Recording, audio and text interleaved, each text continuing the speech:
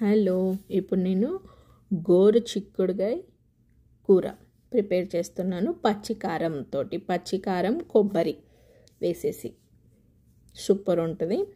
First గోరు చిక్కుడుకాయల్ని మంచిగా ఒల్చుకొని కొద్దిగా ఉప్పు వేసేసి ఒకటే ఒక విజిల్, చాలా లేతగా ఉంది, ఒక్క విజిల్ పెట్టుకుంటే మంచిగా ఉడికిపోద్ది. ఇంకా ఉడికిన దాన్ని మనం స్ట్రైనర్లో వేసేసి వాటర్ స్ట్రెయిన్ చేసేసి తీసుకోవాలి. దానికి కొత్తిమీర కూడా చాలా కొత్తిమీర ఎంత మంచిది తింటే అంత మంచిది.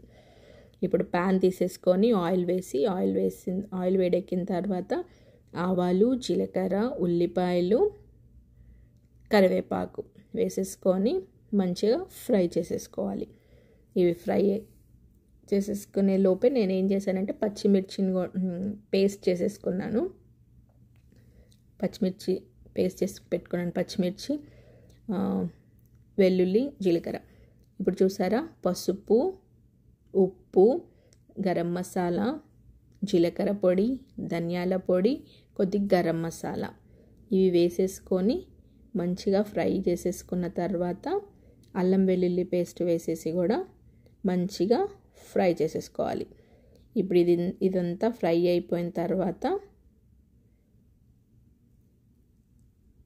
మనం ఆల్రెడీ పెట్టుకున్న గోరు చిక్కుడు కొత్తిమీర కూడా వేసేసుకొని మంచిగా ఫ్రై చేసేసుకోవాలి.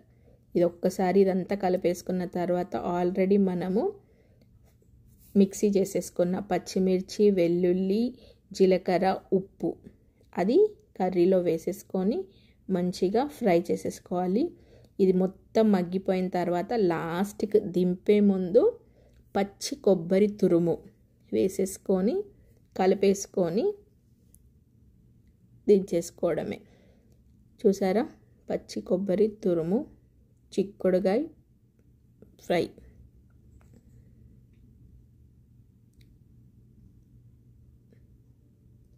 అవి ఆల్రెడీ మనం బాయిల్ చేసాం కదా, ఆ వాటర్ కొద్దిగా రిలీజ్ చేస్తుంది.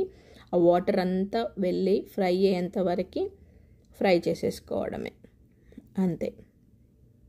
Easy simple recipe.